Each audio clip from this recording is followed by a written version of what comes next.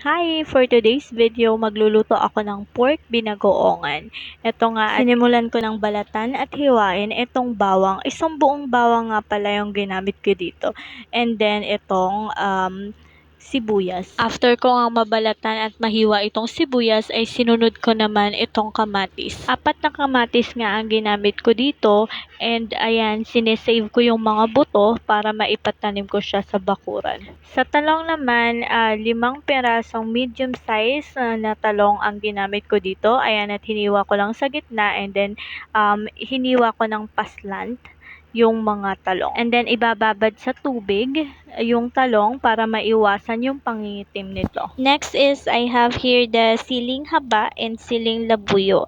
Ayan nga, hiniwa ko lang ng paslant itong siling haba. Then dito sa siling labuyo is hindi ko na siya hihiwain kasi baka masyadong umanghang yung lulutuin ko. Then after ko nga na-prepare lahat ng kailangan ko or ng mga ingredients is nagpainit na ako ng kawali and nilagyan ko ng mantika.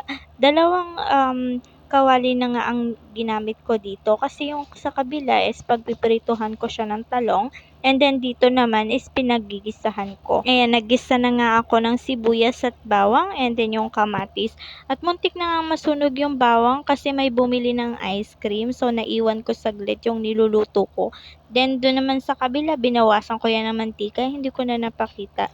After ko nga maigisa itong sibuyas, bawang at kamatis, at minake sure ko na lutong-luto, is nilagay ko na itong pork. At saka ko lalagyan ng bagoong. Ito nga pala yung gagamitin ko, my very own Maven's bagoong alamang. Kumuha na nga lang ako dito sa store ng Maven's bagoong alamang na naka-sealed kasi naubos na yung ginagamit ko. Ayan nga, at naglagay lang ako ng 2 kutsara na Maven's bagoong alamang. And look at that, that's have pork. May laman talaga siya, hindi siya purong alamang lang. After ko nga maiprito itong talong, isinet aside ko na muna siya. Then back to this pork, nilagay ko na yung siling haba at saka yung siling labuyo.